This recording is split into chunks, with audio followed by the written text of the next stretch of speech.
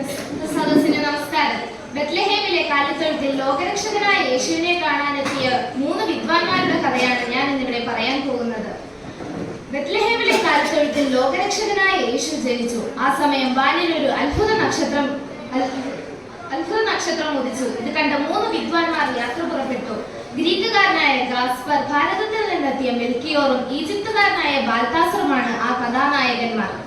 കഥ പറയാം, കാര്യം പറയാം, നക്ഷത്രത്തിൻ കഥ പറയാം. വിദ്വാൻമാരവർ 3ആയി വന്നു നമിച്ചൊരു കഥ പറയാം. വളരെ ദൂരത്തു നിന്ന് അവർ യാത്ര ചെയ്തു ഉണ്ണിയേശുവിനെ കാണാനായി വന്നു. വഴിയാത്രക്കാരുടെ ചോദ്യത്തിന് അവർ ബുദ്ധിപൂർവ്വം മറുപടി നൽകി. എവിടെ പോണു വിദ്വാൻമാരെ, പറയൂ നിങ്ങൾ. സമ്മാനവുമായി നോക്കൂ നോക്കൂ സോദരരെ, കണ്ടോ നിങ്ങൾ പൊന്നക്ഷത്രം. കേട്ടവർക്കൊക്കെ അത്ഭുതമായി. വിദ്വാൻമാർ പുഞ്ചിരിച്ചുകൊണ്ട് നീങ്ങി.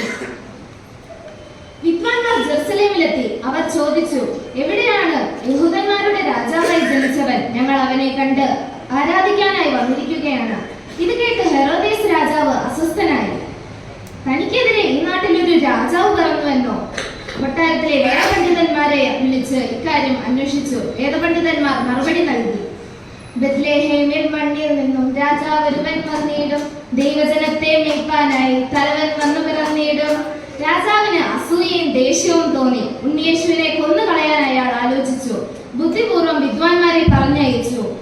വിദ്വാൻമാർ നക്ഷത്രത്തെ പിന്തുടർന്ന് ബത്ലഹേമിലെ കാലിത്തൊഴുത്തിലെത്തി. ശിശുവിനെ കണ്ടു. അവനെ കുമ്പിട്ട് ആരാധിച്ചു. വീണുവണങ്ങി വിദ്വാൻമാർ കാഴ്ചയണച്ചു ദ്രവ്യങ്ങൾ, പൊന്നും മോരും നൽകി പിന്നെ കുതിരയ്ക്കവും ഏകിയവർ. ഹെറോദേസിന്റെ അടുത്തേക്ക് മടങ്ങി പോകരുതെന്ന് അവർക്ക് സ്വപ്നത്തിൽ അറിയിപ്പുണ്ടായി. അതിനാൽ അവർ മറ്റൊരു വഴിയെ സ്വദേശത്തേക്ക് മടങ്ങി. നന്ദി, നമസ്കാരം.